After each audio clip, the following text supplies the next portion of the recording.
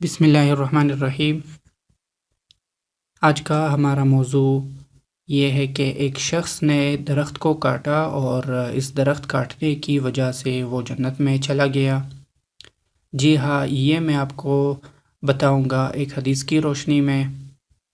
اس حدیث کے الفاظ اور ترجمہ بھی بیان کروں گا اور ساتھ میں اس کا حوالہ بھی ذکر کروں گا تاکہ اگر آپ خود سے اس حدیث کو دیکھنا چاہو تو اس کو دیکھ سکو۔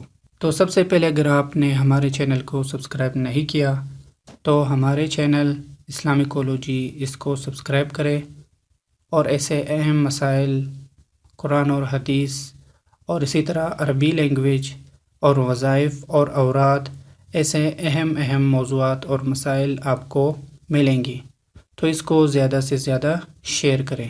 تو آتے ہیں اپنے موضوع کی طرف۔ یہ جو مسئلہ بھی میں بیان کر رہا ہوں، اس کے بارے میں لوگ پوچھتے بھی ہے کہ ہمارے ہاں یا ہمارے گھر میں ایسا درخت ہے جس کو ضرورت ہے کہ ہم کاٹیں، لیکن ہم نے سنا ہے کہ اگر ہم اس کو کاٹیں گے تو اس کی وجہ سے فقر و فاقہ ہوگا یا مصائب آئیں گے، تو وہ مسئلہ بھی جب یہ حدیث ہم ذکر کریں گے وہ مسئلہ بھی حل ہو جائے گا۔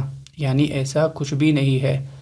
ٹھیک ہے، درخت لگانا، کھیتی باڑی کرنا احادیث کی روشنی میں یہ صدقہ ہے، نیکی کا کام ہے، لیکن اگر ضرورت پڑے یا اس درخت کی وجہ سے کسی کو نقصان ہو رہا ہو تو ایسے درخت کو پھر کاٹا بھی جا سکتا ہے۔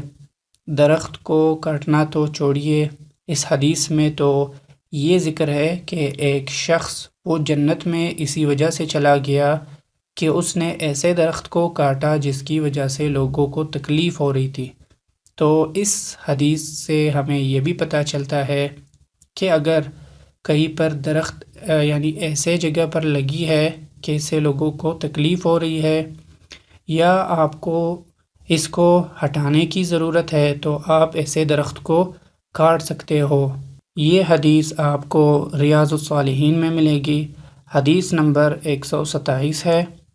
الفاظ اس حدیث کے یہ ہے: لقد رأيت رجلا يتقلب في الجنة في شجرة قطعها من ظهر الطريق كانت تؤذي المسلمين۔ یہ روایت ابو ہریرہ رضی اللہ عنہ کی ہے۔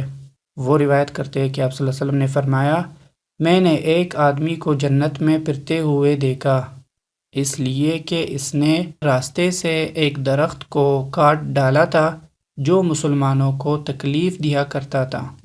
تو آپ نے اس حدیث کو سن لیا اور جس مسئلے کے بارے میں وضاحت کرنی تھی وہ آپ پر واضح ہو گیا، تو انشاءاللہ آپ اس مسئلے کو صحیح طریقے سے حدیث کی روشنی میں سمجھ گئے ہوں گے۔ تو زیادہ سے زیادہ ہمارے اس ویڈیو کو آگے شیئر کریں۔